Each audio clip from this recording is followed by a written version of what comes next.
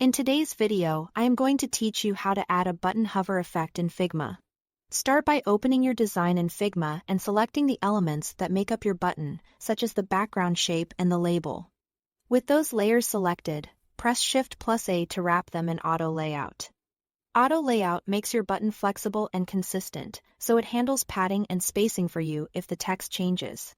In the right sidebar, adjust the horizontal and vertical padding so the button feels balanced, and center the content. Set your base fill color and corner radius now so your default style is ready.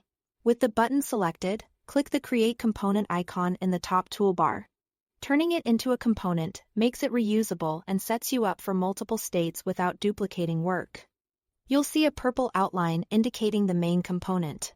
Keep this selected. In the right sidebar, click plus Add Variant. Figma creates a variant set with your original state and a second one. Rename the new variant to Hover, so it's crystal clear what it represents.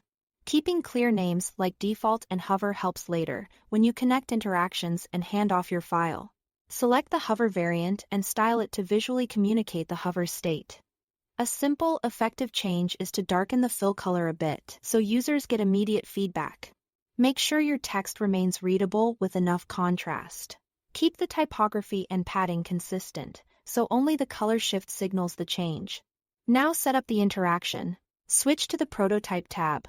Click the default variant and drag the blue arrow to the hover variant. In the interaction details, set the trigger to while hovering. Choose Change to as the action and set the animation to Smart Animate. A duration around 150 to 300 milliseconds keeps the transition smooth and responsive without feeling sluggish. Smart Animate will automatically tween any visual differences between the two variants. Time to test. Create a frame, then drag instance of the component on your frame from the Assets panel. Don't edit the main component for the preview. Then click the Play button to open the prototype.